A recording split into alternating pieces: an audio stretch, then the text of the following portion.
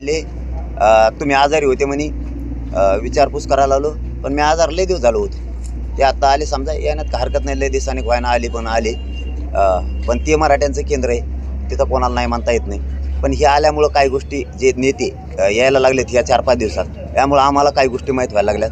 आम्हाला आधी माहीत नव्हत्या. काही नाही तर काळा दिवस पाळलेला आहे नेत्याला बोललो म्हणून. पण आई बहिणीवर हल्ला झाला त्यावेळेस त्यांनी काळा दिवस नाही पाळला.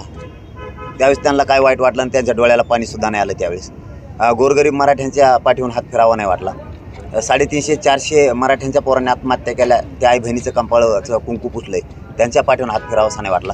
ॲक्सिडेंटमध्ये खूप बांधवांचे आजारी झालेत, ते अपंग होऊन पडलेत. मी आत्ताच वाहेगावच्या चव्हाण बंधूला भेट देऊन आलो.